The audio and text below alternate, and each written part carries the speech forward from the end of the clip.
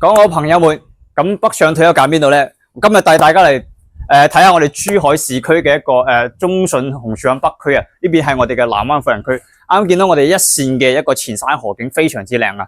咁入到嚟我哋呢個一個172平方嘅大面積單位，而且咧仲係我哋複式嘅。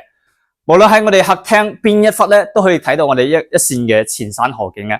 咁呢邊咧就係我哋食飯嘅位置啦。呢邊就係我哋嘅廚房，前面咧仲有一個生活嘅陽台嚟嘅。咁呢度係一層樓，我哋呢邊咧就係我哋一個客房，呢邊我哋係上去我哋嘅電梯，咁呢邊就係我哋入戶嘅門口啦。咁我哋一齊上去睇下我哋嘅二樓。嗱，上到樓梯咧嚟到我哋二樓，咁我哋呢邊3間房啦，呢邊咧係我哋雜物間，呢個係我哋其中一個套間。咁呢度咧就屬於我哋嘅主臥啦。咁我哋嚟睇下先。呢邊咧非常好嘅視野喺主臥度見到呢邊，咁呢邊咧就係我哋一個主臥衛生間、衣帽間嘅位置咧喺呢邊換衫嘅。